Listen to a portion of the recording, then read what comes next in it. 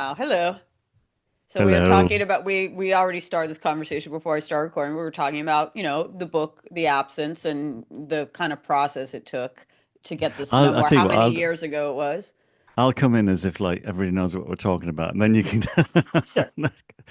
Hi, my name is Budgie, and I'm You're a published author as well I as know, celebrated right? drummer and musician and percussionist. Oh You're a gosh. published author now. How is the book? It came out at the time this interview is happening. It came out last week, and you've been doing a Yes, lot of book, I just promo got over. back. Yeah, How has I'm it back in been Berlin. going? It's I mean, I'm still reflecting on, starting in Glasgow and working my way through all four territories of the British Isles, which is amazing. I haven't done that even playing live in decades.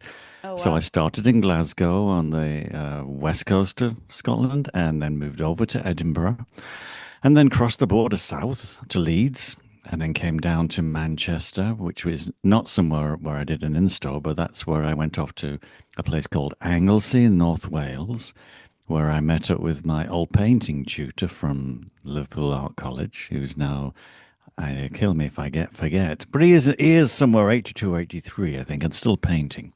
So we had lunch. Then I went back up to Liverpool I was going and to ask if you went back to your old stomping grounds oh of gosh. Liverpool. Well, it wasn't like I wasn't going, oh no, we're going to Liverpool. It was just like, oh, thank goodness I'm back in Liverpool. And I was staying in a place up on Hope Street, which is where my old stomping ground really, the art school, the Liverpool Philharmonic Hall, the Philharmonic Pub, more like the Everyman Theatre, and of course, either end of Hope Street, you've got a cathedral on either end. You've got the Roman Catholic Cathedral and the Church of England Cathedral, both of which I did a sketch of, and those little sketches have come back. They came back out of the suitcase, out of the sketchbook, scanned them all, and started to include them in the chapters in the book. Yeah, I This, love that there's illustrations in the book. Because I'm sorry that I actually didn't know that much about your art background, and actually that was maybe your original career path you considered before music. but kind of definitely. I mean, skipping. I don't know what we were talking about. It was all very interesting, but this is better. Everything But we discuss is interesting. Well, we were oh, talking about the process of, like, I don't know how long it took you to write this book, and unlike a lot of, no diss to celebrity authors that do write with someone or even hire a ghostwriter, but you were hands-on. You wrote this on your own. yeah, I kind of realized that that was the best way for me, certainly, because right at the beginning, Lee Braxton, who's the head guy there, it's what White Rabbit is his imprint, and he said, "You've got your voice," and I hear that's a good thing, you know. I was saying, "Yes, but what do I do with it?" And he said, "I hope you're going to read the book when it's finished." And I Mm, thought, well, else would I get to read it? Because I knew straight away I was using terms and a turn of language sometimes, which is very of its place, very of its time as well. And I thought it needed, and I think that's part of Lee's thing as well. It seems to be is like looking to preserve parts of old Britain that are kind of, mm. won't be around much longer, as St. Helens, where I grew up, is now being squashed by Liverpool and Manchester. Oh. One coming from the west and the other coming from the east. So if you go to St. Helens now, you don't hear Lancashire like I used to talk like that. Is there no plaque in front of your childhood home that's like Budgie? Like one of I those absolutely those blue circle shaped, like only the blue historical. chalk I did on the wall when I went Okay. past. I was here. No, St. Helens is full of Liverpool, like, you know what I mean? Like that kind of accents. It's great. But my sister picked my wife and my daughter up from the station in St. Helens yesterday. Oh. And this is another story, but it's probably not for this particular platform. But she said, would you like to see where we all grew up? And so they drove along Morley Street. It's hard to drive along Morley Street because, unlike it was when I was a little boy, when there were only three cars in the street, there are now at least three cars outside every front door. So it's like two rows of cars, and they're big, as all cars are these days. And they took a photograph of 138 Morley Street, which in my day, and I've just seen another photograph, which is another story that was given to me on a little USB stick at the Liverpool book signing by my friend David, who lived at 124 Morley Street, which was almost certainly where the first music sessions happened. Wow. That's the other story. And so That's the picture, amazing. the one I just looked at when I ran upstairs here to say, oh my God, I'm late. And what time is it in Los Angeles? And anyway, so I looked and there's me with the guitarist in our first band. And my hair is longer than Robert Plant's ever was, but not as cool. And I'm wearing a Manchester United football shirt and these enormous kind of flared loon trousers. And I thought, wow, you look pretty cool. Like, today you would look even cooler. And of course, after that, became the punk drummer. Goth. But I don't know. Yeah, I so was about to say goth, and I am drinking from this goth you mug, goth, you but goth this. we got this. But yeah, I mean, Um, maybe that's not really the right term no. to Anyway, so describe she you. took a photograph, and I looked at the photograph this morning. The doors changed, the street has changed, the cobblestones have gone, and there is no blue plaque. Damn it. But we can fix that. We can fix that. Well, it's, even though that was a little Mm, bit of a tangent, I actually think it completely ties in to, so I kind of just want to start without too many spoilers, but the book opens pretty heavily with, the passing of your mother. That's like literally the first part of the book. So, am I assume the book is titled The Absence. So, mm. am I assuming the absence refers to the absence of your In mother, the or is it? first, yeah. It's very much if you'd kind of like what primed me, what set me on the trajectory that I had no idea where I was going. But it really kind of like fired me out. I thought, well, there's nothing here for me now. And also there was that undercurrent feeling of, and my mum will never know anyway. And there was kind of, I could feel somewhere there was a feeling of, yes, sadness and anger and just sort of everything, just kind of, who cares? And that kind of did fuel every, I suppose, turning point. I wasn't like out of control. I had a kind of idea, and we can talk about that later, why you went to Liverpool and things. Mhm. But the first night of the book tour, I was in Glasgow and just on a radio session as well for the BBC up in Scotland there. And and it was a very low key start to the tour, very kind of intimate, little kind of, one of those vinyl bars. They're selling booze down at one end and sort of burgers at the other end. And I was sitting with most of the people that were coming along, and I thought, well, what do I read? And so I just thought, well, I'll read the beginning and the end without really thinking too much That about. that's a intense. I Yeah, mean, and I don't know how hard it is for you to. The reason I brought it up is obviously it's such a big part of the book, but we were also talking about, you visiting your childhood home and all that and the I emotions. wanted to go back there and physically. I mean, I've done it many times, but I wanted to knock on the door, but I thought that was a bit too weird and freaky.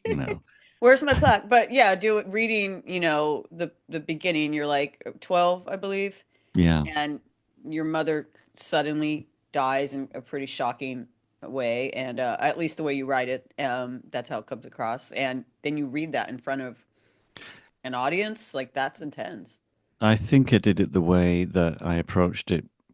Sitting down the first day, and we started the book at the beginning. It wasn't like, oh, let's get like start with like chapter 20, 12 or something, somewhere in the middle, and then I'll work my way out to the beginning and the end.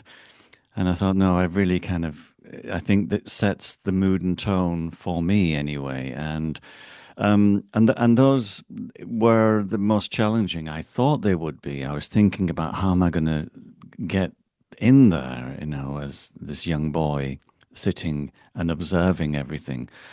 And how am I going to, do I have to go into character to describe the two people at the end? And I Mm. just kind of, the first day of recording, it told me what to do. The voice is if I needed any change, and I didn't get, if you like it, there was no real corrections to be made either, which kind of surprised me because there were many during the course of the book where just a sentence construction can just throw your balance off, and you think, oh gosh, the emphasis was all the wrong way Oh, you're talking around about there. the audiobook. Do you do the audiobook with you So recorded it? that was as Oh, I was saying, Lee cool. Braxton, the my publisher at White Rabbit. That was almost the first thing he said.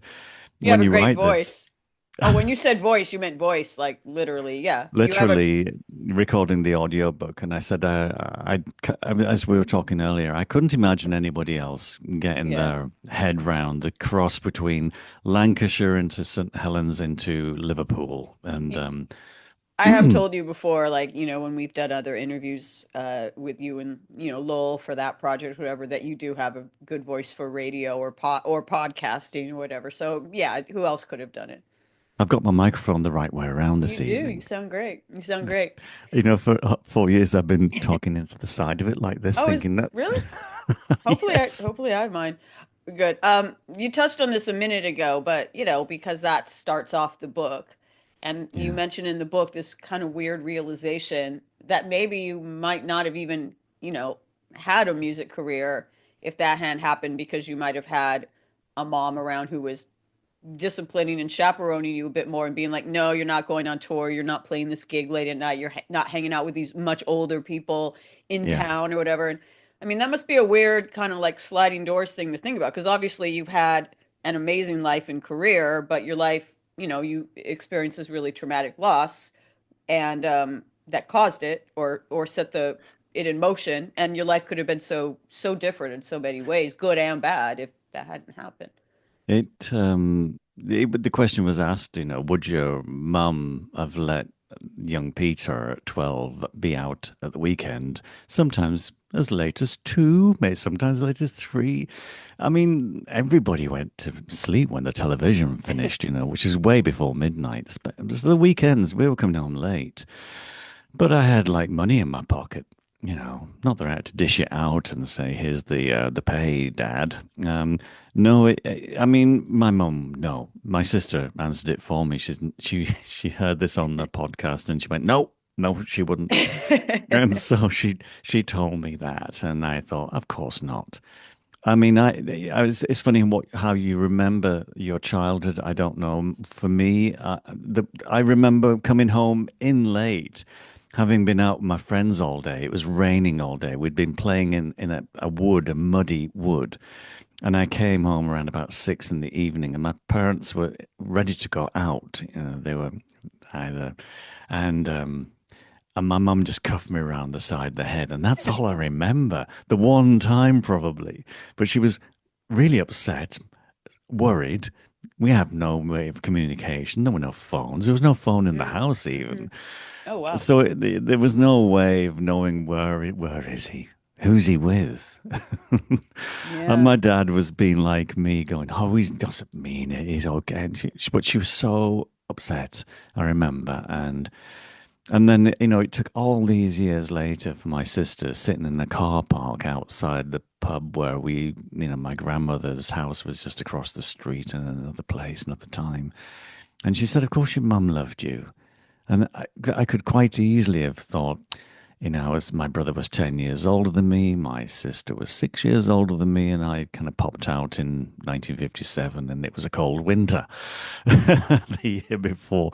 So that combined with losing her so at my young age, and she was only 45, Oh wow. and I didn't really know her because I think she had been she illness had changed her, but I didn't know she was ill. She Mm. wasn't bedridden, but my brother remembers a lady a young woman who played tennis, liked to go golfing if she could, and so she was much more active and sporty. And so, yeah, when we were going on holidays together as a with just me and my mum and dad, and sometimes my sister, yeah, it was a very quiet woman. I didn't see much, and I remember her laugh, but not much more. Yeah. Well, I mean, I'm touching on things in the book. It's, you've said in the book that, you feel like that loss, the loss of your mother at a young age, like affected your romantic choices, your romantic relationships in the future, made you go after people who were unavailable, but also very strong women. With, strong is good, but aloof is maybe not so good. And of course, that ties into, the other one of the other formative women in your life, which, obviously Susie, and, probably a lot of people who read your book want to hear about not just your relationship, but of course the creatures and the banshees and all that Mm. lore and stuff.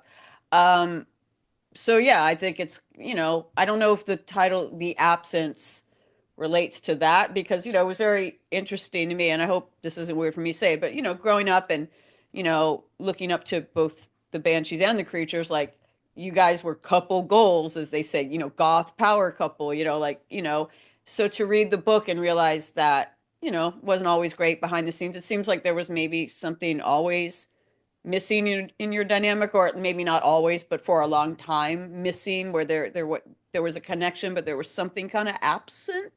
It was very It's a interesting for me to strange. read, Yeah. and Yeah. it kind of was like, oh no, like I said, people looked up to you guys as a goth power couple, and I'm sorry to keep using the word goth. I know that's like post-punk power couple. Let's say that. We are, or as they were called in the British press, the Richard and Judy of punk. Is that what they said?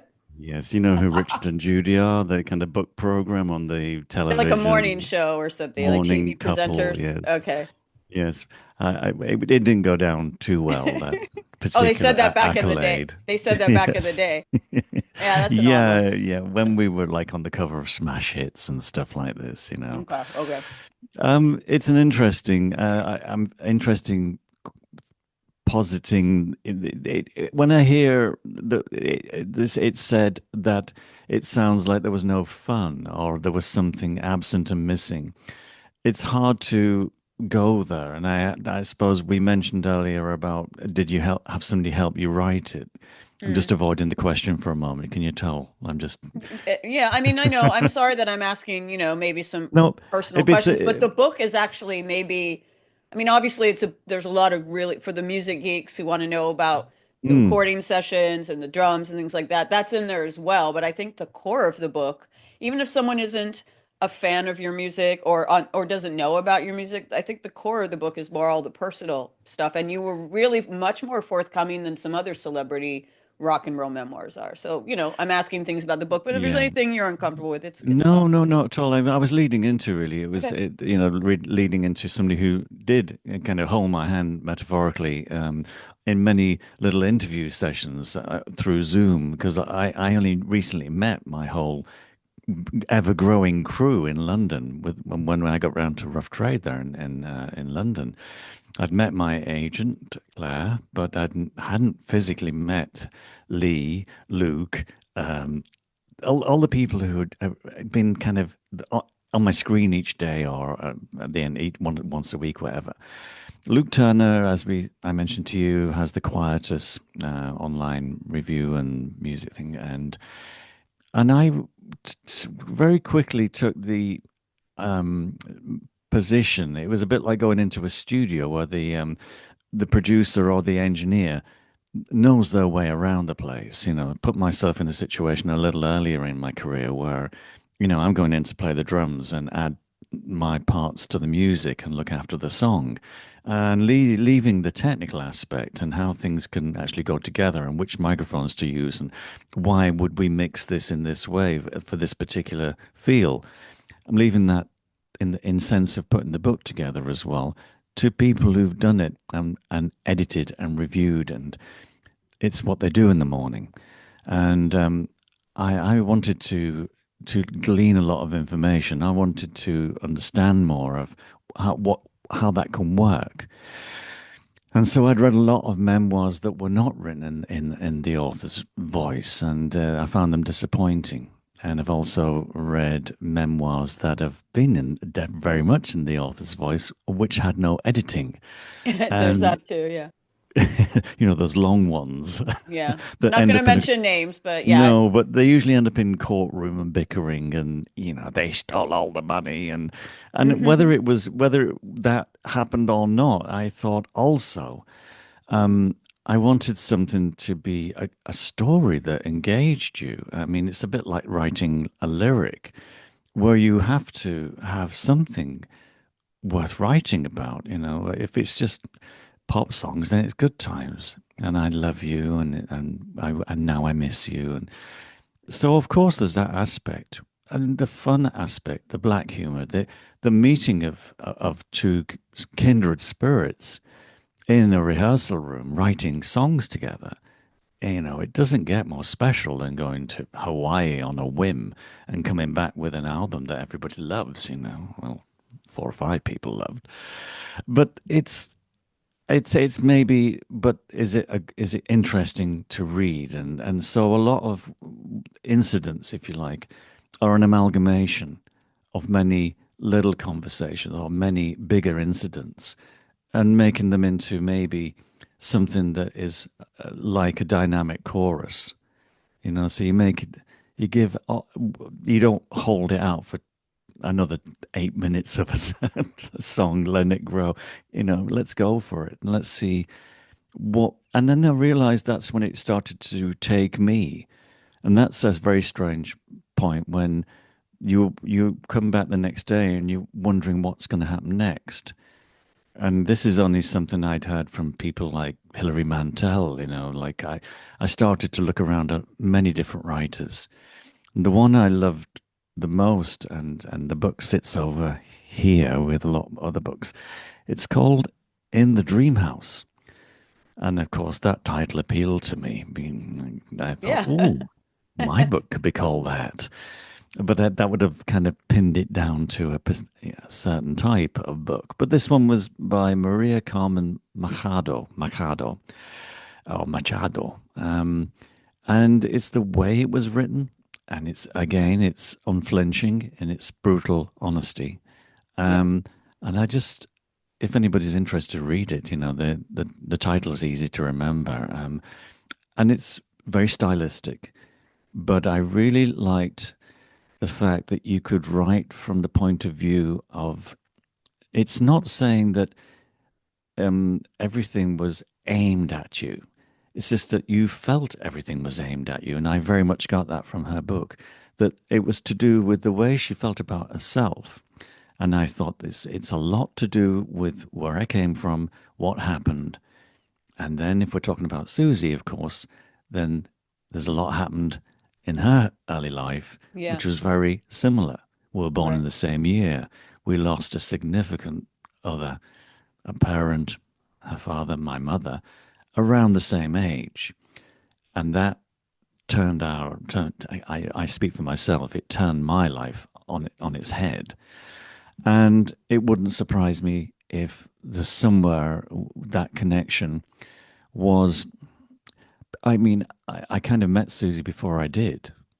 Yeah, Mm. the story about the fact that, you saw her perform and were in awe of her as a performer and made a doll. I don't know if you still have this wax doll you made of her that night, but that's a crazy story that happened before you were bandmates or friends or a couple at all. Like, Oh, it's completely. a crazy story. The slits were still over the horizon somewhere. I was still in Liverpool. It's crazy. And it was like meeting Paul Simon and coming down the stairs to Eric's club and just going, "Oh my God, who is that? He's amazing." Just looked amazing. Looked like his hair was made of steel. He must have spent hours in the hotel putting And his and that steel hair on. and seeing her that night, that you kind of like was another thing that kind of put you on your musical path that like inspired you creatively Well, with I was, yeah, percussion. torn between the two. I was still at art college, like doing those self-portraits that you see it on the beginning of the early chapters. Um, Do you still have that Listening to doll, by the way? Just since we're talking the about doll, art. I don't know what happened to Okay. the doll. Uh, A lot of things survived in a little box over there that I actually found in London, took it back to Liverpool, and there were things in there that it literally was like Pandora's box. And I thought, oh God, all the sketchbooks are there, and on all those little photo me booth photographs, which kind of really catalogued my hairdo. Short, long, black, blonde. Um, I went home and made a little effigy, or a little tiny little thing. It's about 12 inches tall. And I don't know what happened to it. I didn't do anything more like it. I thought it was like, that's what I'm going to be doing. And I don't know. I don't know. As I say in the book, I didn't even put pins in it. I didn't go, one day you will be mine in my power. Well, that But wasn't the initial attraction. I mean, the attraction was like beyond just thinking she was like hot or beautiful, or it was beyond a romantic thing. It was from how you describe it in the book, it seems it was more like, I don't know, like she was just like, like a rock star to you or like a I was somebody the Magnificent Four are on. It was like one of like, somebody who you like watch out, you don't mess with that person. They're sort of on another track parallel. They seem to have a power and yet a disregard. And Mm. maybe I recognize that drive and yet that disregard for the consequences almost. I don't think Susie ever really thought this could be dangerous. I think she acted quicker, than that, and compulsive, impulsive, which is infuriating if you're maybe trying to, carefully manufacture a career out of certain talents. So I'm just watching the cats wandering around. Yeah, she gets in on the act. It's just one, but she has a big presence, so I guess she seems like a multiple cat. She gets in on the act sometimes. Um, so yeah, the that was a really interesting story, and then obviously eventually you became her bandmate, and eventually more than just her bandmate. But getting there's actually a lot more about the relationship with her in the book than I actually expected. Like you said, you really went there. When you started doing the book, did you know it was gonna what did you know it was gonna be this story? Like, did you set out to sort of did it take a shape you hadn't expected?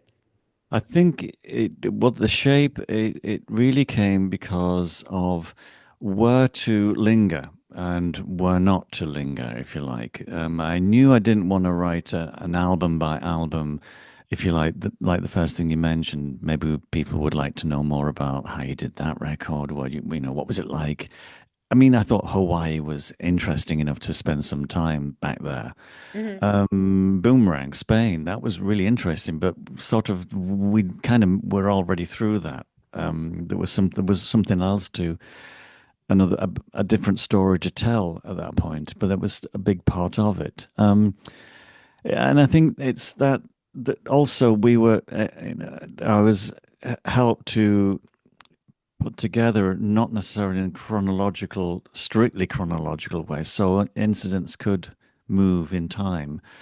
Um, Of course, I spent probably by the time our relationship ended, we'd spent half of our lives together, and I think it's difficult to to extricate yourself from that.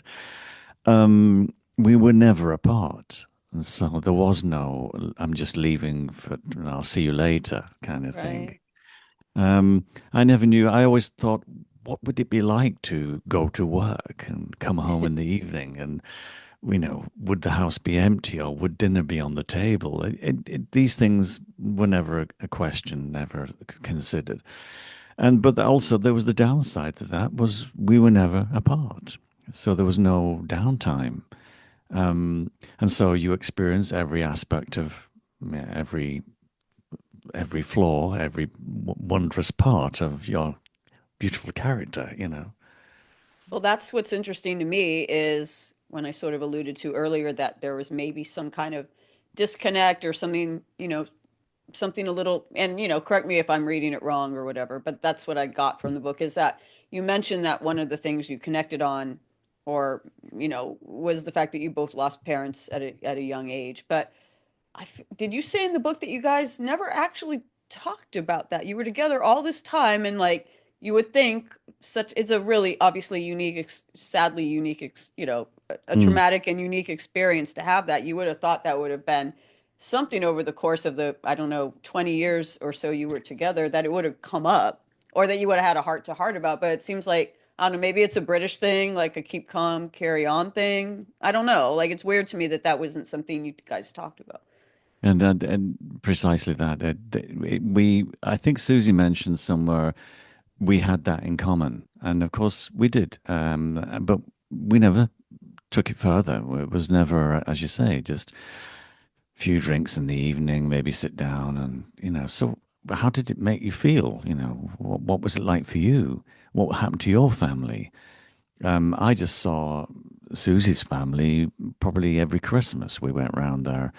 And I think I do, if I remember correctly, right, about her father. It was like he was still around in terms of, without spoiling anything, but it was, it's some, I suppose that's what I mean by it's my interpretation, very much of how I felt rather than this is what happened because of.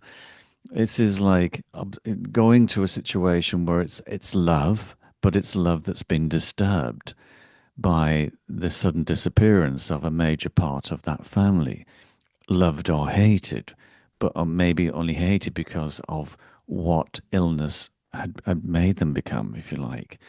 And so a disturbed family is, but a loving family. And my family, in comparison, was very quiet and seemed to be lacking a kind of compassion for each other. And yet, it certainly wasn't cold. It was concern, but expressed in a different way. And I think that's what really interested me in many ways was, what happens where, not so much what happened to us, but people I met, people who ended up being on the crew with the Banshees. And I say the Banshees because that was the longest serving collaboration.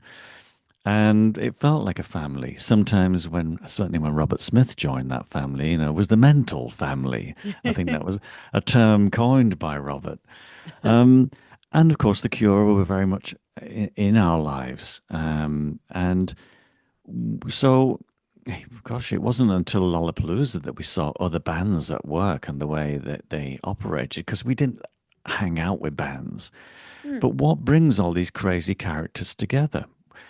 And quite often you find when you see somebody saying, I've got to get back, my mum's not well, or whatever it might be, some kind of thing had triggered them to kind of run away to the circus.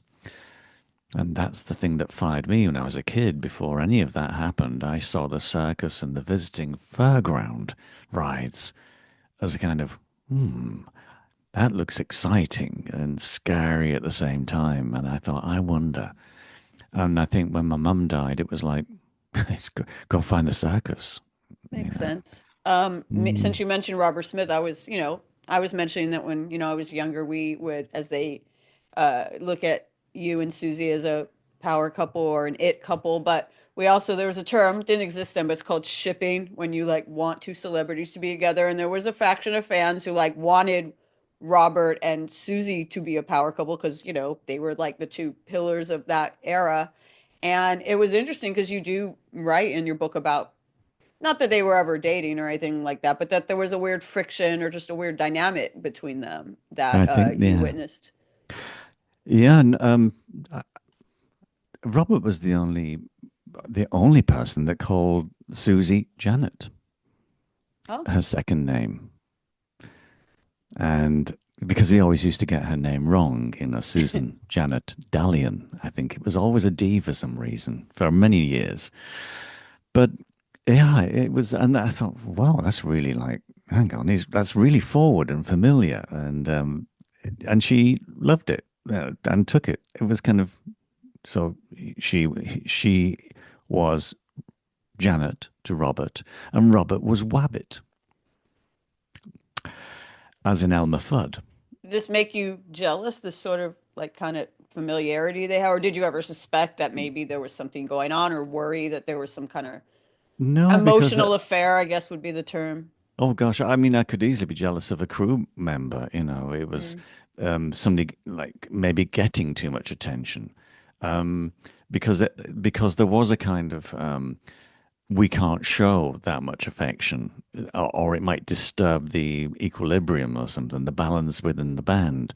mm, Um, and so, in many ways, perhaps there was a game of distracting from what was really the couple by certainly when Robert was part of the four piece. It gave a kind of, yeah, a distraction. And also, it was a new flattery, I think, as well. There was a new dynamic emerging. Um, and in many ways, perhaps that's the way a band survives. It's always kind of slightly altering the depth of field, if you're talking camera terms, of who's in focus and who's not. Anton Corbin's photographs are classic examples of it at the time, where everybody's out of focus in one shot, except. mm. And in a way, it really works because you kind of need revitalization, maybe in yourself as a person, say, for instance, Susie, needs somebody new who isn't playing the role that's already established. That is, if you like, what you can and can't do, what you can and can't say, who waits, who doesn't wait for somebody. And Robert seemed didn't change. I don't know. Maybe he changed once he was in the band, but as the Cure, he wasn't the pillar of emerging goth. He was a character in waiting, really.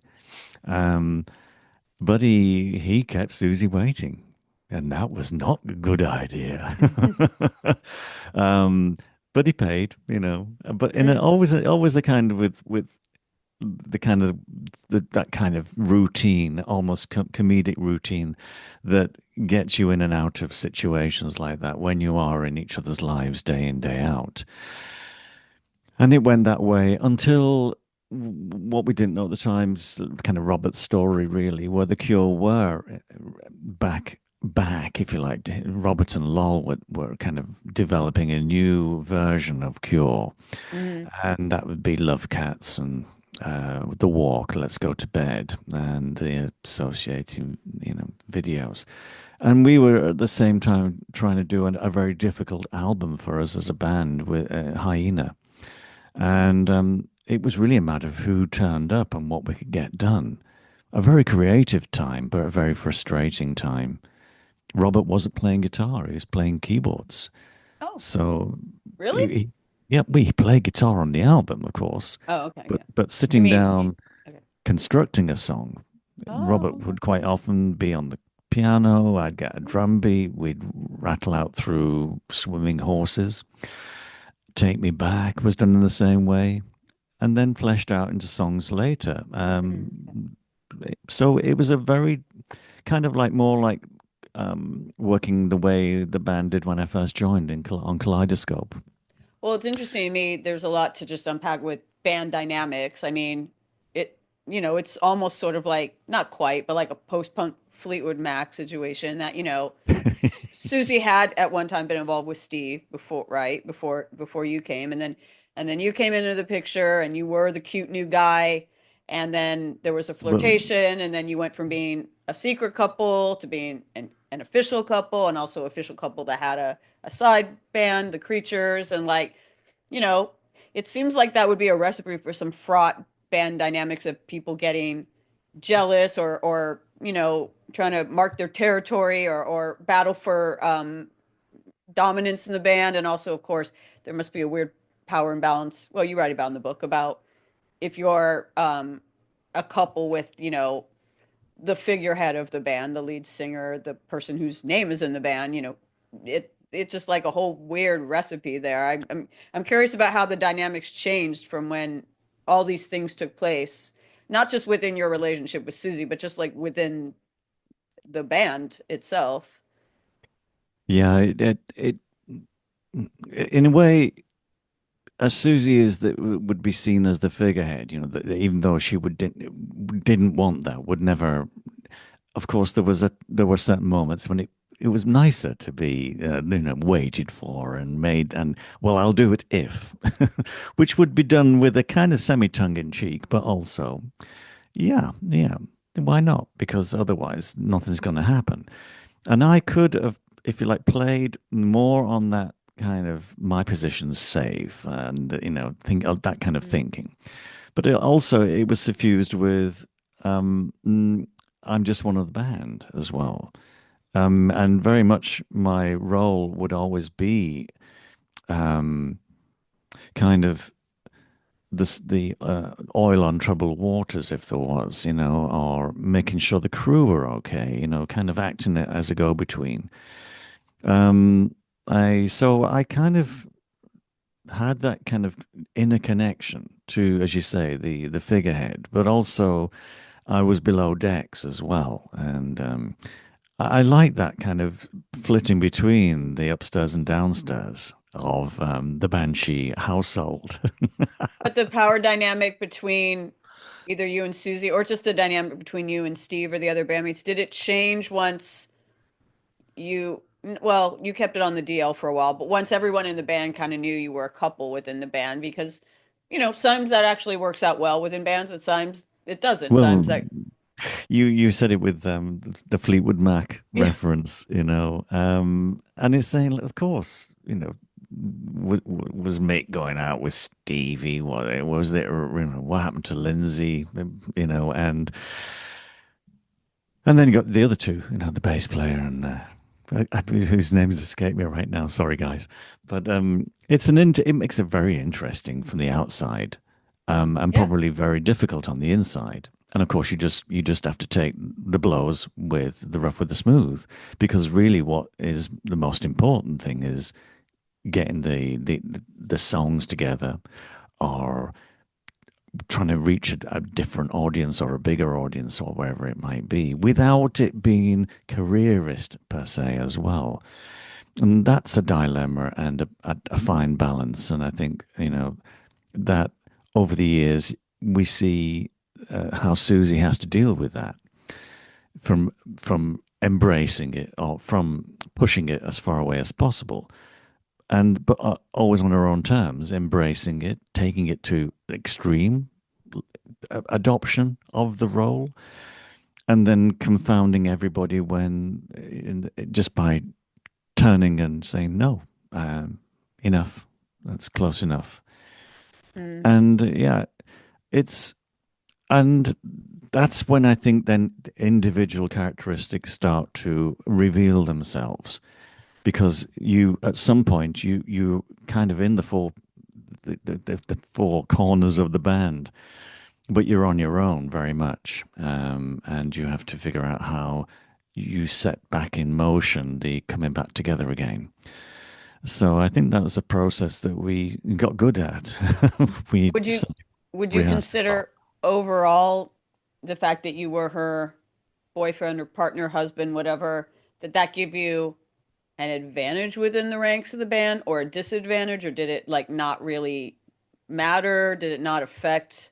I don't know. I've never been in a band. I'm not a musician, so I only know about band dynamics from doing interviews with bands or reading memoirs. And sometimes there are like these even bands that have no romantic entanglements within the ranks of the Yeah, band. There are these kind of cliques within the band, or yeah. like, people take sides. Like, did I guess what I'm trying to say is, did the romance affect the professional relationships within the band or the art, that sort of thing? I think I was just really, I don't know if I got close to explaining because I think it wouldn't last very long if somebody was using some kind of power trip within such a close-knit community of, Yeah. um, and also then it must be infuriating when, for instance, the tour manager comes up and says, listen, we're at the airport in 15 minutes. You go knock on the door, and sacrificial lamb. It didn't happen all the time or even often. And it, it's sort of ever changing the landscape within the close quarters. So I wouldn't, I sort of two sides. I could see it as my duty and my role in assisting Susie, and then also passing on her feeling, if you like, to management, or but then not wanting to step on the much longer established relationship with Severin and Susie, or whoever Excuse might me. have been around. Like, bless you, Thank you. um, Nils Stevenson, who was also the manager when I joined, and was Susie's partner after Steve. So That okay. I didn't I don't somehow I didn't pick up on that. Wow, okay. it's all, if you like, Yeah. relationships in house. So there was a lot of it's in very close circle intimacy, and so I did step into a very close circle. Well, I'm wondering if you know, you mentioned how when you've been doing these readings, you've started with the opening of the book, which is about your mother's death, Mm, and ended with the, end of the book, which is, you end the book around the time that, or actually when, yeah, when you and Susie part, both mm, professionally and personally. And mm, obviously the creatures, like it seems to me that even from the book, even after the romance or the passion, on the personal side between you two fizzled out. You know, um, you were always great musical partners. You had the creatures as well, and I mean, I don't know if you ever hoped for or imagined a reunion or thought that could happen. Not a romantic reunion, professional reunion, because I'm thinking of a few other bands that had former couples in them that made it work, like X, Johnny Nixine and X, or Jack and Meg White. No Doubt, actually, mm. and Eurythmics, Annie and Dave used to date. Blondie, reunited, long after Debbie and Chris, were no longer a couple. So it can happen. And I feel like, was there a part of you that was like, even if the marriage or whatever has run its course, like the creative side of things, there's can still. I actually don't even know if the last Creatures record was made. Like I'm looking at the timeline of when it came out, and I think maybe it, came out after you guys split up. I don't know, but I'll let you take the No, floor about like that if you ever had the door open for that. it's it kind of um it deteriorated. It's good, difficult. See, some of these words are really hard when you suddenly you write them and you go, yeah, cool word. Stick to the simple words, but interior. Things got worse. Okay. But not Your voice still sounded great even when you were stumbling over that word. stumbling over words. I know. Yes, it's my favorite thing in life. I we it was our world was coming apart on the last little creatures episode. We were promoting, we were playing the songs from High, but we ended up doing a kind of a Susie Dream Show, as it was called at the end, which was embracing every aspect of Susie and the Banshees creatures over the years. But I think we'd really run out of not ideas. That sounds like you were bereft. No, just uh, the will, really, maybe. Um, it certainly wasn't just Susie and I. It seemed everybody on that tour was having problems, external problems, internal to their relationships outside of that little group of people. Mm. It just seemed like an episode of that thing called Soap.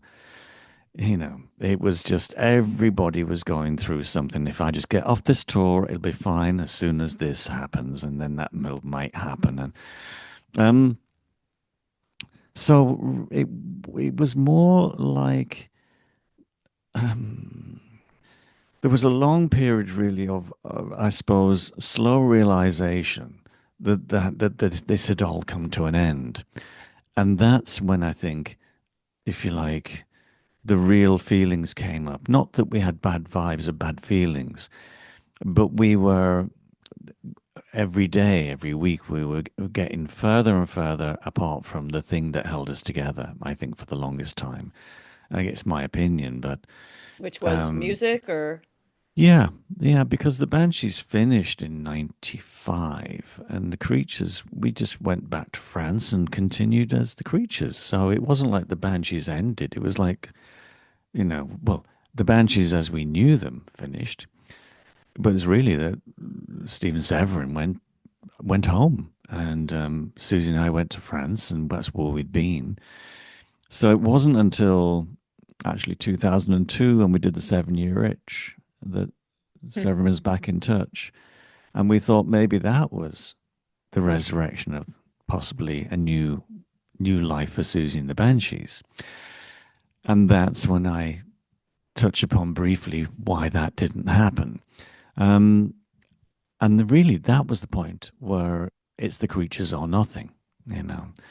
But I think um, our life's path was I changed as well. I'd quit drinking after the Banshees in '95, and so for that next 10-year period, 2002 included, I was a quite different person. The way I tried to conduct myself and be around these different situations, whereas nothing else had changed really. And so the dynamic between us, it was different.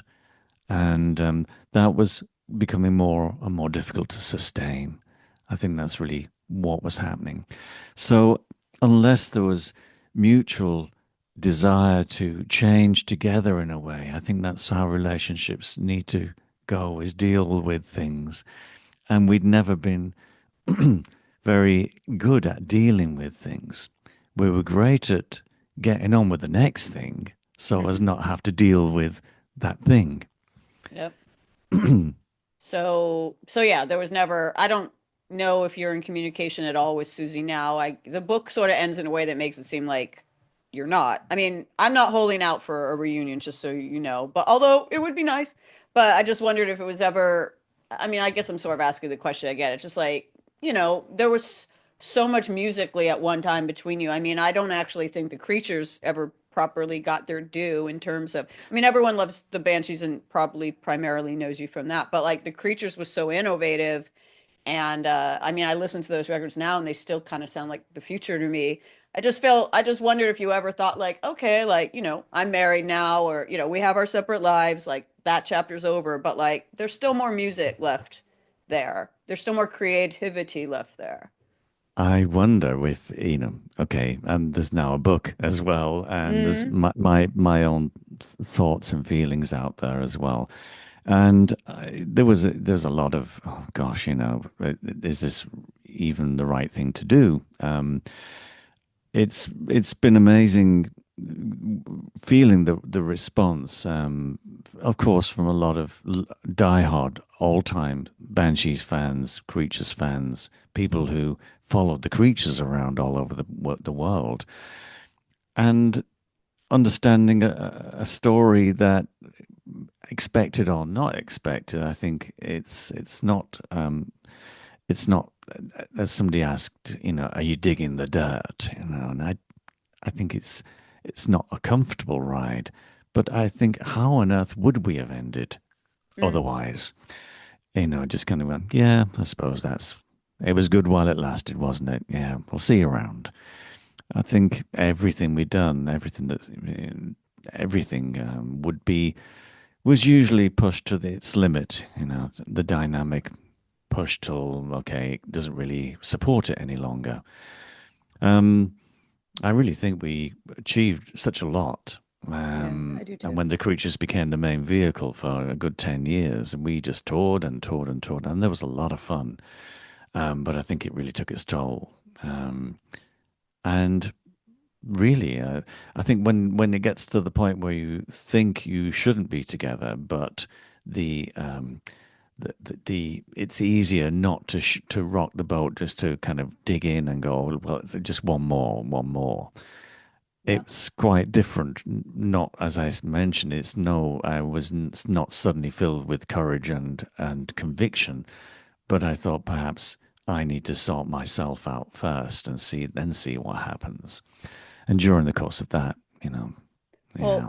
like I said, the book ends with, yeah, you basically coming to that realization and your time with Susie, both professionally and personally, coming to an end. And you mentioned earlier in this interview that it'd been more than half of your life or about half of your life. And so you're almost 50 at the point when the book ends. You're like 49. Mm, And, you've been in this relationship for a long time, but you've also been so identified with the banshees and the creatures for most of your life. And then when all of that ended, and you kind of had to just start over like that, how did you do that? I mean, that's a kind of inspiring tale because, people less famous than you, people who are just, regular folk have had to deal with that when, yeah. they lose a job they've had their whole life, they lose a relationship they've had their whole life. Like, and you were doing it on a in the public eye, basically. Yeah, I think I had to decide who I was going to be. Mm. Am I Peter? Am I Budgie? Am I Pete? What is the difference between Pete and Budgie? Uh, is there a difference? I doubt it really. It was, I suppose, easier to explain some things by saying, of course, that's the character I adopted. Budgie, the name was really a vehicle I got on and took into London. So it was, there were too many Pete's around and Yeah. not many Budgies. But it also, I suppose, gave me a like kind of mask to hide a little behind to adopt a character. Not sure what the character exactly was. It was underdeveloped. Um, but it was I think part of the process afterwards was okay. It's not so much starting again as really trying to, gosh, and part of the reason for writing is to go back. I start back at that night when I think Peter did get left behind and shouldered the weight of that trauma. And so, the character that I became didn't want to go back there. And so, really getting honest, I had to become who I am, who Peter is. And then realizing, of course, that Peter doesn't have to be just one item, one version. And so perhaps it's just that you don't have to keep putting names to them. It's not like you have to keep changing your everything. That the change is internal, and perhaps that's the hardest part. Really, is you are the same person. It's just that you've not allowed every aspect of you or me to be fully available. Um, Did going back to something I asked earlier about how what happens at the beginning of the book, your mother's death sets a trajectory, sets a domino effect of events in your life, and the sort of you may be going for people that were unavailable, or in some way, you know, yeah, avoidant. I don't know what the term would be, but you are happily married now. I think you've been married for quite a while now. mm, So was that how did you break that cycle? I assume you broke that cycle and, kind of figured out how to be in a more healthy or more I suppose. communicative relationship. I think communication and being honest to oneself, and also at the same time not releasing self from being the all consuming ego. Um, that it changed I mean, one of the first things that happened after everything stopped with Susie was an old friend appeared and said, "Come and play with my band." And so I was suddenly the drummer in the band. Which band was Just that?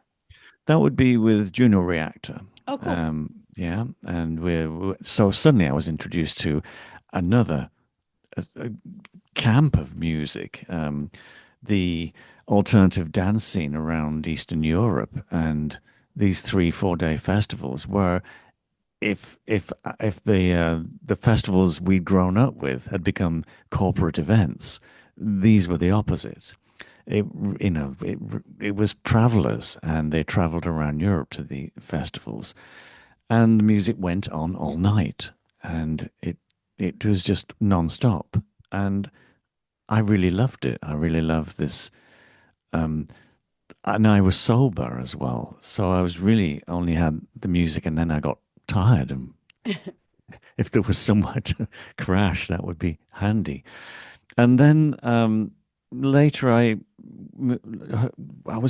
got hooked up with a band from Denmark, Efterklang, and did a nice tour with those guys. And they were much younger than me. So I was like the old guy, like the sort of Tony Allen figure of joining up with Damon Albarn or something. Which I did see that before Tony passed away, That's so weird that you bring that up because I literally interviewed Damon Albarn. I interviewed him really recently, and Tony Allen was discussed. So that's very interesting you brought yeah, that up. I watched Tony on a few occasions because he's the sound of Fela Kuti's band, the beat. And watching him as a drummer, you're thinking, how's he doing that? It looks so relaxed, as if he's kind of cooking.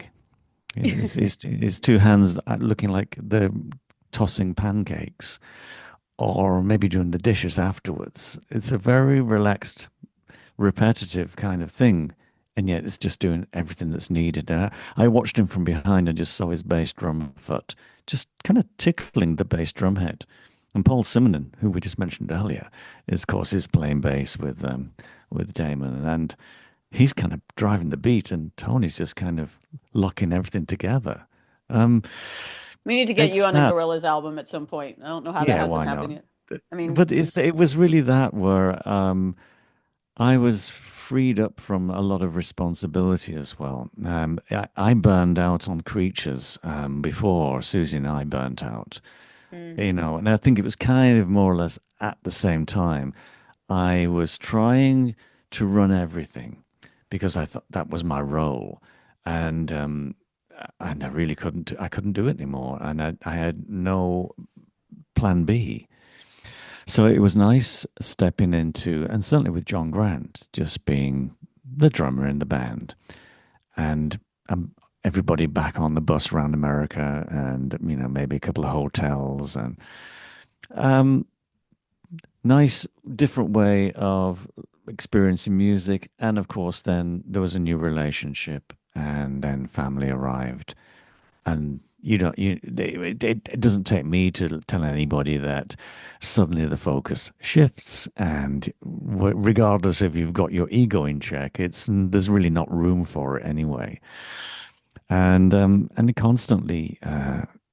it's constantly shifting. It changes daily, weekly, and so I became the busiest I've ever been. I could remember whole summers or whole months on end when the Banshees were inactive, and we didn't really see each other until Susie and I probably started to see more of each other, wondering what on earth was going on.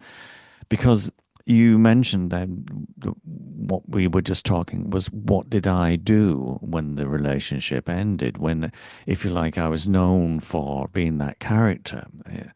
right. It's a bit like arriving back from Heathrow Airport and the taxi driver goes, "What, you guys still around?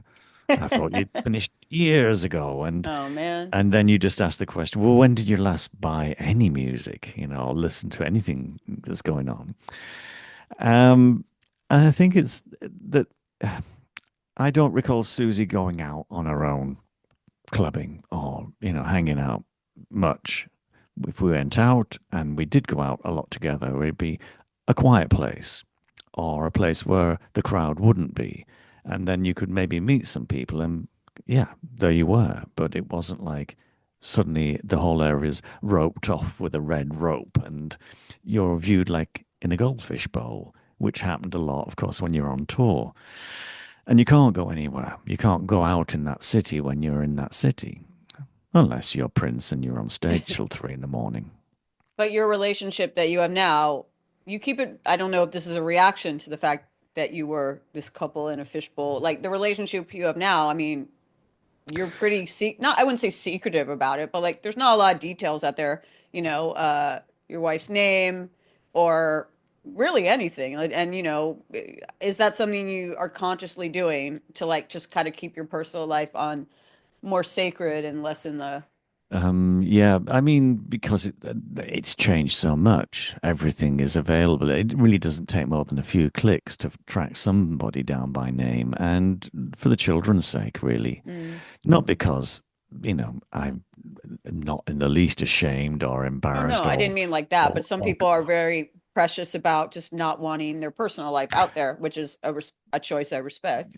yeah, it's always shocks me when people come up and say, "Yeah, I know who you are," and I go, "Well, okay, just keep it to yourself around here. And it's fine. I'm fine with that. But then, because you always get the kind of like, the questions that are coming, and what's it like, and I realized that it's a really the time we occupied within the music world. I mean, Hmm. with all guns blazing, and it was a very special time. It was coming. It was change was afoot, and yeah, so I realized we were fortunate in one way, and then perhaps we escaped before it got Well, yeah, you where didn't you have got trapped. there was no social media at least. But yeah, obviously a very special time. I mean, a whole other part I loved of the book that's not even related to any of the bands we've talked about just now is like I don't think a lot of people know that much about Big in Japan, and it's kind of crazy that like Bill Drummond from the KLF, I don't know if you were all in the same time, but like Ian from the Lightning Seeds, Holly Johnson from Frankie Goes to Hollywood, you were all in this band together for a Yeah. moment, and like that's a super group, and just like all the stuff, the fact that you were in the Slits, and like all the people, like the fact that there was this connection between the Banshees and the Sex Pistols, and Mm. just like everybody and the Banshees and the Cure, like just the fact that all of these bands kind of knew each other and played together. It's like it was such an exciting time to read about. I think there's more than one book I could have read. I had to keep really. That's what the thrust of it was, and it felt like a booster rocket, that fired me away from situations that made me uncomfortable, to Mm. deal with what had happened. I put the photographs together, and there's a photograph image of the family, and then I just had them remove my mum from the center of that shot, and that was difficult in itself as reading the passage, because it pictorially illustrated what had just happened. The photograph was taken 2 years before she died, and it was like we never took another family photograph. That was it. End of family. And I suppose it was that, and we all, as I say, we always called our band a family. And perhaps if you've lost a key member of a family, you don't want the next family you adopt and become to end in a similar way. You want longevity, maybe. But we knew that pretty much with Big in Japan. It felt like a lifetime, but we tried and tried and couldn't make it work beyond the edges of Liverpool. Um, and crazily, I was just in Liverpool and went to see Holly's exhibition. He's got his life story up there in the Oh Liverpool wow. Museum. It Amazing. finishes in a few days if anybody's Oh man. interested. But Amazing. all the characters you mentioned, Pete Burns, Oh yeah. Paul Rutherford, Probably various Wayne Hussey members. somewhere in there, right? I would think. Wayne's in there with Pete Burns, yeah, and of course the guy who was sitting on stage with me in Liverpool for the Rough Trade for the Waterstones event was Will Sargent. Oh, from Echo and the Bunnymen. I need to read Yeah, his book as well. What was you talked about that with that story you just told about the photo. And yeah, there's a lot of anyone watching this, it's a fun book. It's not all heavy stuff. But like I say, you go there in some places. What was the hardest part of writing the book, or like were there certain things where you were like, I'm not sure if I want to put this in, or especially now that I realized that you did an audiobook where you were going to have to, read it and revisit it in that way. Like, yeah. what were the parts that were the hardest for you? um, I think really, I suppose it would be the end. The end was I had to dramatize. I had to, and I changed it to, as I mentioned, Maria Mercado's book, which is and my understanding of writing technology is about as good as it is about music. You know, if it sounds right and feels right, it's okay. But I think it's second person present. It's where I'm addressing myself as you. And it somehow gave me a distance. I recognize that from Mercado's writing, that it gave me enough distance from it to observe what was happening to me and the other person. And in that sense, it didn't feel, how do I put this? It didn't feel one-sided. It Yeah. felt like this event was happening, and I couldn't do anything about it. And I wasn't pleased. I wasn't. It wasn't great, and it wasn't momentously. And this is like a wonderful celebration of the way thing. It was just so, and it gave me the opportunity to treat it as such. Which point of view? What's the what are the angles? What was the lighting like? What did it smell like? What was the feel going on? And this is to do with a difficult subject and how we're going to film it. A difficult topic and how we're going to make the music stand up and support this. And I felt that that's where I was getting closer to, and the difficult part of writing a truth, a memoir, but also how it can be supportive Hmm. by the nature of it. It helps you. It helps you through it and goes, see, it doesn't mean like you've got no flesh left. It's it's not so bloody. It's truth. It's real, and it's neither good nor bad. It just is.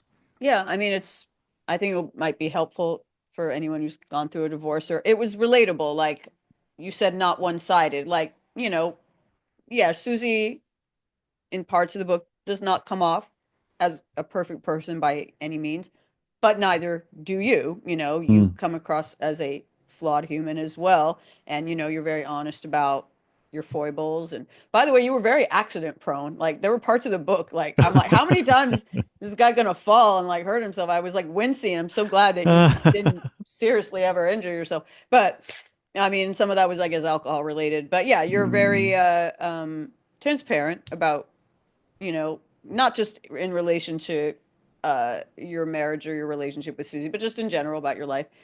Yeah. Um, which, I think is something people appreciate in any memoir, whether it's a music memoir or not. I think I alluded to this earlier. I don't know if you and Susie communicate at all. She's obviously got to be aware that this book exists.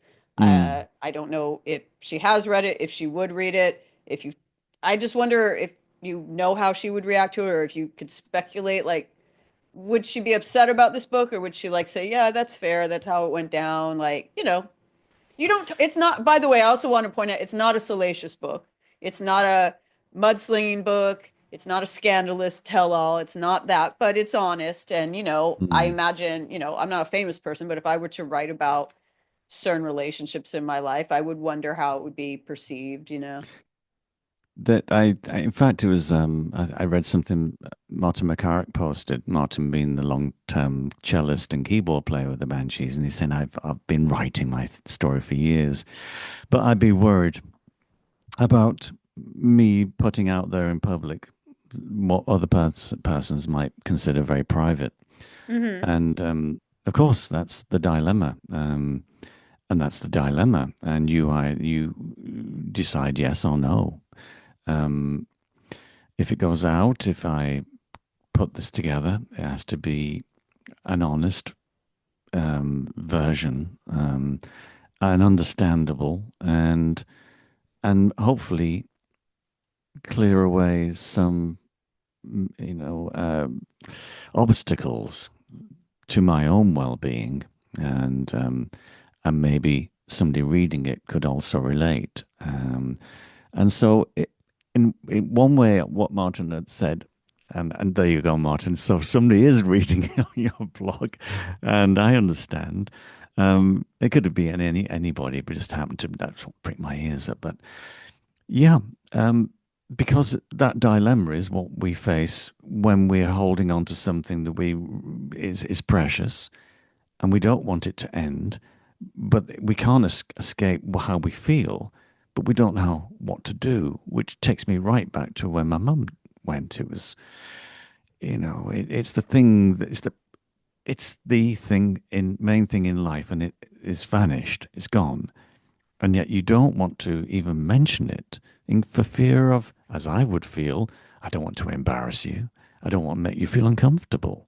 Mm. Don't mention that word, that situation.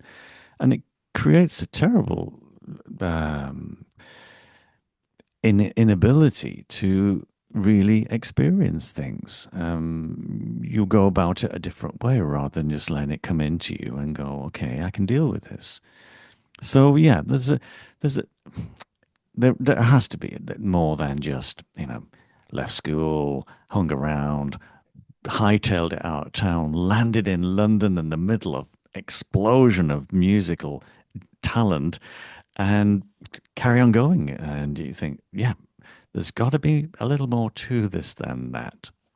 And you didn't answer my question, but maybe you don't want to. But do you know if are you in communication with Susie in any way? Do you know if she's read this book? Are you Uh, have any no, I idea how she would don't. maybe react to it being out there? And I it's would fine if you think don't want to answer that, but I can't speak for her. If I mentioned earlier that when something like as deep as a marriage, a band finishes, then it's like holding somebody in an aspect that if life goes on 20 years later, eh, who are we talking about? For me, I think similarly, but my response and reaction to things is very different. Even surprises me. So I can't really. I have no idea mm, where Susie is in her position now. I know she's played Cruel yeah. World and was out Well, there she with a almost did band. it. She almost didn't because the lightning almost got in the way of that. But I know, but she and Iggy came back the next yeah, day, I and went. I yeah. went back the next day, of course. Oh, So of ended up course. working out. But yeah, that was bizarre.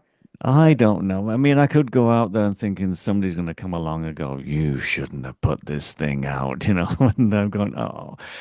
But enough people have said yeah, thank you, and we really love this, and thank you for just being yourself. So I'm not getting any closer to answering your question, I no, don't you have. think. I mean, you sort of answered the question I was about to ask. That was to wrap. Like, it seems like the fans of of Susie and the Banshees, the fans of Susie. Yeah, it seems like the reviews and the fan response I said is been very positive. Certainly, I haven't seen anyone accusing you of exploiting anything or being, you know, being out of line or anything. Like I said, not a salacious book. So, like, I haven't seen any negative response to the book at all. No, I've come across a couple of things where it's usually out of context. You can Mm, take a line and you present that line or that passage, and it can be taken in many ways. If there's nothing either side to kind of support why you end up in that, saying what you have to say. But many things, um, there's kind of disturbing things that have already been said, and I'm just trying to put uh, some of those things into context as well. Interesting. Mm. So I guess to sort of wrap it up, I didn't mean to turn this into such a therapy session, but the book is like, like I said, even if people aren't familiar or interested in your music, like it's relatable just as a personal story. What did you learn about yourself writing, probably going back to parts of your life from childhood onward that maybe you put aside, packed away, hadn't thought about, or had avoided thinking about? Like, what did you learn about yourself from writing a book like The Absence? Gosh, I mean, it's not the first time it's been asked, and it's certainly a question I'd ask myself. I started off by saying I'd just been in touch with, the man who was a young boy, my friend down the street. We used to go to his front room and play our vinyl together, and his mum would come in with soda and chips, and um, it's like every time I meet somebody, if I meet somebody from that time and we're over 50 years ago, it's like, hi, conversation just picks up. It's Mm, happened with everybody I mention, bar the people who I've been working with the longest in that period. It's the people I haven't been in touch with. In London the other night, there are some photographs by a lady by the name of Hillary. Hillary Berg now used to be. Hillary always had a camera at Eric's in Liverpool, and we never really had a conversation. But in the midst of signing books and talking to loads, hundreds of people, Hillary and I had a conversation, which was like, "It's so nice to see you again." Same thing happened when I met up with Viv Albertine when she her book is published her amazing. amazing book. And the same kind of thing, like the whole story, particularly the second half of the book, where Yeah. you don't have to know who, The I Slits takes up a very small portion of the of that book. yeah, so just very quick aside, I gave that book to my sister to read after I was done. And, you know, she just expressed, not like, I don't want to read, but she was just like, oh, I don't know who the Slits are, like, and I'm like, no, read it, like, because it's not, the story of what this woman went through is interesting, even Yeah. if you don't know the music. And that's what I think makes a great memoir of Yeah. anyone. And I saw Viv here in Berlin. She didn't know I was coming along to the book event, and I had to buy a weekend ticket for a whole festival, and I couldn't get into her book thing because it was sold out. It was packed. So I did what all good, drummers in bands do: hang out where the back door is, And Viv came out, and I just gave her like a wave, and it was like she was expecting somehow. Maybe I was expecting somebody. And it was just a hug. And then I kind of, let's have some tea. Let's go and have some cake and just picking up a conversation that we'd never Oh, had because we never had time to have that conversation. We were too busy writing, working, gigging, whatever, because it was such an intense time. mm-hmm. And so what have I found out? That there was a lot of feeling and consideration going on back in the day, but there was just no time to really uh, feel it and allow it to come through and express itself fully. Because I could have and still do feel terribly sad of people like John McGeoch, our guitarist, only for two, 3 albums, say, a period there right in the beginning of the 80s. And John went on to great things as well.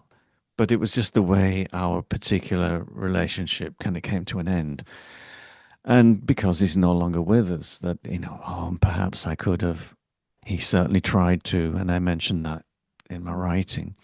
And it's kind of not let me off the hook, but it's realized that I couldn't have done anything much more than I did because I was just not fully capable. I didn't have all the tools in the kit at that point, and only through the writing, I think, is to understand that with compassion for oneself.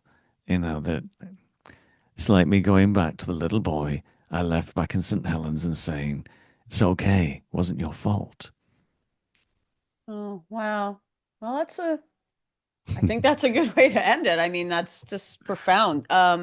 Thank you so much for writing this book, for one, and for also taking so much time to answer my questions about the book, which, hope I wasn't prying too much. I was trying to pry, but also like not spoil, which is a balance in itself. Thank So, you, Lindsay, for just giving me a moment. I thought this would be a different interview, and it was because I just, in a good way. in a good way. Okay, good. I'm glad.